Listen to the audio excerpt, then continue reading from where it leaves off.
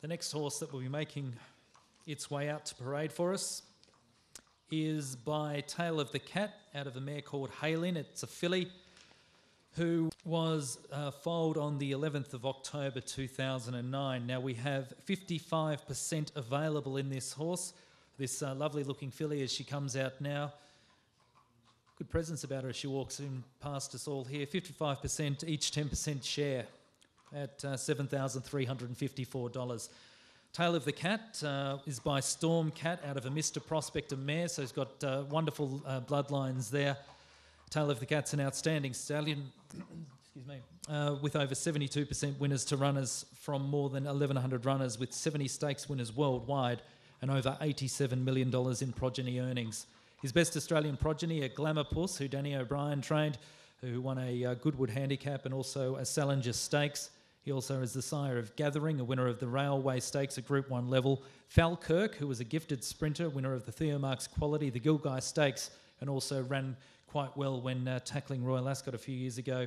He's also the sire of Real Saga, winner of the Todman Slipper Trial and second in the Blue Diamond Stakes, and a horse who is expected to do great things at stud, being based out of Glenlogan Stud from memory up in Queensland. Tail of the Cat stands at Coolmore for $33,000. He entered stud in the United States and also New Zealand back in 1999. He made his way across to Australia in 2003. He was a champion juvenile stayer in the United States. So he's got the right attributes, the right marks there on his CV. Going through the dam side, Haylin is the dam of this horse. She was placed at 3, a daughter of Viscount. The second dam, the dam of Haylin, was Miss Denmark, who was a stakes place winner of 3 races. This is a pretty strong black type family. It comes from the Glorious Way, who was the third dam. She was a daughter of God's Walk, a 2-time winner, including the Cinderella Stakes. So, of course, you're getting a horse that can get up and run early with this family. Yes, Shane. Again, she impresses me, this filly, as a 2-year-old. She's well made. Looks ready to go, and we're going to keep her in. A lot of these fillies, a lot of these young horses are going out next week, but we're going to keep this one in for a few more weeks, and just a little bit of evens with her. Then we'll put her out, and then we'll get her back for the 2-year-old races around about Christmas, and of course she'll be ready for the autumn. But she again looks a ready-made young racehorse. Rick, that sort of training method, you can't do that with a lot of young horses, can you? No, you can't. But I've had a bit of success with 2-year-olds, and well, you know, the Golden Slipper and the Blue Diamond, to mention a couple, and that's what I do with them. I think that if you do a bit with them early, put them out, do a bit more, and bring them in again, you strengthen their frame each time.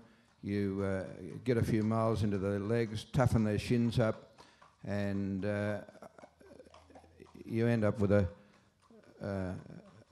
horse getting to the races earlier than would be the case, rather than just sitting in the paddock with the bone just growing out by itself. That's all right with a stayer, but I think with a young horse you've got to try and accelerate that growth a bit, particularly their shins, and the only way you can do that is to have concussion running up their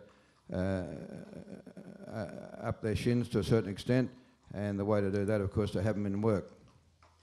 As I mentioned, she's by Tail of the Cat out of Haylin, and reading through the stats of Tail of the Cat's progeny here in Australia that have done well, the best, without a doubt, was Glamour Puss, who also was a daughter of Tail of the Cat. So you know that clearly he can get fillies that does the job, and at only $7,354 for the 10% share, I think she's well worth a decent look. Yeah, quite so. All right, thanks, Michael.